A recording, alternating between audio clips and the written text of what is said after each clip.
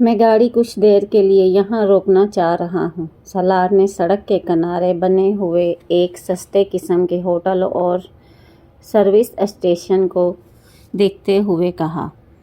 میں ذرا tyre check کروانا چاہتا ہوں۔ گاڑی میں دوسرا ٹائر نہیں ہے، راستے میں اگر کہیں ٹائر فلیٹ ہو گیا تو بہت مسئلہ ہوگا۔ امامہ نے صرف سر ہلانے پر اکتفا کیا۔ وہ گاڑی موڑ کر اندر لے گیا۔ اس وقت دور کہیں فجر کی اذان ہو رہی تھی۔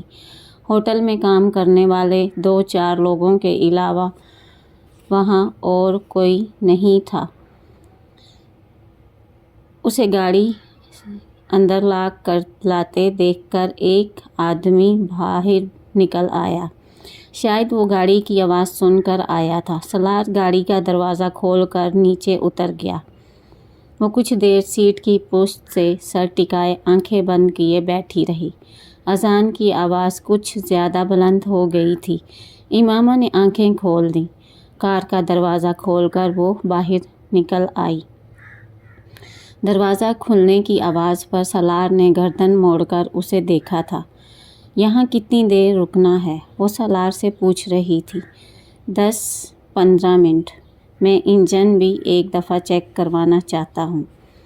میں نماز پڑھنا چاہتی ہوں، مجھے وضو کرنا ہے، اس نے سالار سے کہا۔ اور اس سے پہلے کہ سالار کچھ کہتا، اس آدمی نے بلند آواز میں اسے پکارتے ہوئے کہا، باجی وضو کرنا ہے تو اس ڈرم سے پانی لے لیں۔ اور وہ نماز کہاں پڑھے گی؟ سالار نے اس آدمی سے پوچھا۔ یہ سامنے والے کمرے میں جائے نماز دے دیتا ہوں۔ وہ اب پائپ اتار رہا تھا۔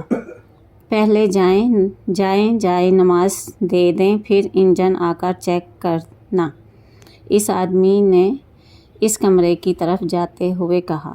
سالار نے دور سے امامہ کو اس ڈرم کے پاس کچھ تج بج کی حالت میں کھڑے دیکھا۔ وہ لاشعوری طور پر آگے چلا آیا۔ وہ تارکول کا ایک بہت بڑا خالی ڈرم تھا جسے ایک ڈھکن سے کور کیا گیا تھا۔ اس میں سے پانی کیسے لوں؟ امامہ نے قدموں کی چاپ پر پیچھے مڑ کر دیکھا۔ سالار نے ادھر ادھر نظریں دوڑائیں۔ کچھ فاصلے پر ایک بالٹی پڑی ہوئی تھی۔ وہ اس بالٹی کو اٹھا لایا۔ میرا خیال ہے یہ اسی بالٹی کو پانی نکالنے کے لیے استعمال کرتے ہیں، اس نے امامہ سے کہتے ہوئے ڈرم کا ڈھکن اٹھایا اور اس میں سے پانی بالٹی میں بھر لیا۔ میں کروا دیتا ہوں وضو۔ سالار کو اس کے چہرے پر تج بج نظر آیا، مگر پھر کچھ کہنے کی بجائے وہ اپنے سویٹر کی آستینیں اوپر کرنے لگی۔ اپنی گھڑی اتار کر اس نے سالار کی طرف بڑھا دی اور پنجوں کے بل زمین پر بیٹھ گئی۔ سالار نے اس کے بڑے ہوئے ہاتھوں پر کچھ پانی ڈالا۔ امامہ کو بے اختیار جیسے کرنٹ لگا۔ اس نے ایک دم اپنے ہاتھ پیچھے کر لیے۔ کیا ہوا؟ سالار نے کچھ حیرانی سے کہا۔ کچھ نہیں، پانی بہت ٹھنڈا ہے، تم پانی ڈالو۔ وہ ایک بار پھر ہاتھ پھیلا رہی تھی۔ سالار نے پانی ڈالنا شروع کر دیا۔ وہ وضو کرنے لگی۔ پہلی بار سالار نے اس کی ہاتھوں کو کونیوں تک دیکھا۔ کچھ دیر کے لیے وہ اس کی کلائیوں سے نظریں نہیں ہٹا سکا۔ پھر اس کی نظریں اس کی کلائیوں سے اس کے چہرے پر چلی گئیں۔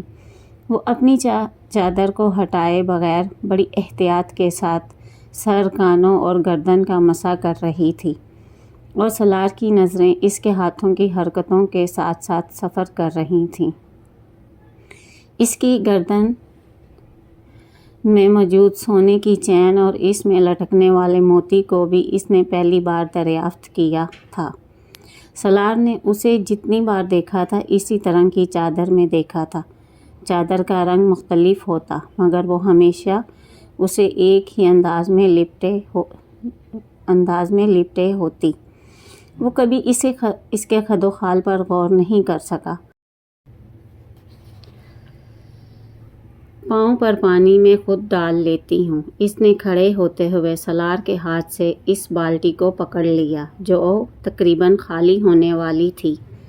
سالار چند قدم پیچھے ہٹ کر محویت سے دیکھنے لگا۔ وہ وضو کر چکی تھی۔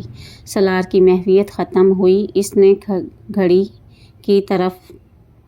اس کی طرف بڑھا دی۔ آگے پیچھے چلتے ہوئے وہ اس کمرے تک آئے جہاں وہ آدمی گیا تھا۔ وہ آدمی تب تک کمرے میں ایک طرف مسلح بچھا چکا تھا۔ امامہ خاموشی سے جائے نماز کی طرف بڑھ گئی۔ کمرے میں چند کرسیاں اور ایک چھوٹی سی تپائی بھی پڑی تھی۔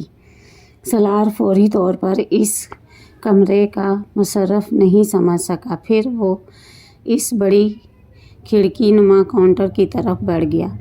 2 کپ چائے بنا دو، اس نے اس لڑکے سے کہا۔ اس نے بڑی تابعداری سے سر ہلایا اور اسٹو جلانے لگا۔ سالار کمرے میں پڑی ایک کرسی پر آن بیٹھا۔ وہ نماز پڑھنا شروع کر چکی تھی۔ دونوں ٹانگیں سامنے پڑی میز پر رکھ کر وہ ایک بار پھر اسے دیکھنے لگا۔ اس کا خیال تھا وہ دعا کے دوران کچھ روئے دھوئے گی جن حالات سے وہ گزر رہی تھی۔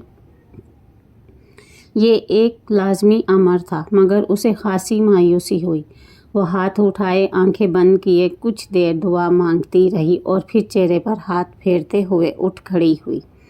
سالار نے ایک گہرا سانس لیا اور اس پر سے نظریں ہٹا لیں۔ لاہور کی حدود میں داخل ہوتے ہی امامہ نے اس سے کہا، اب تم مجھے کسی بھی اسٹاپ پر اتار دو، میں چلی جاؤں گی۔ تم جہاں جانا چاہتی ہو میں تمہیں وہاں چھوڑ دیتا ہوں۔ اتنی دھند میں کسی ٹرانسپورٹ کا انتظار کرتے تمہیں بہت وقت لگے گا۔ سڑک اس وقت تقریباً ویران تھی، حالانکہ صبح ہو چکی تھی، مگر دھند نے ہر چیز کو لپیٹ میں لیے رکھا تھا۔ مجھے نہیں پتا مجھے کہاں جانا ہے، پھر تمہیں میں کس جگہ کا پتہ بتاؤں؟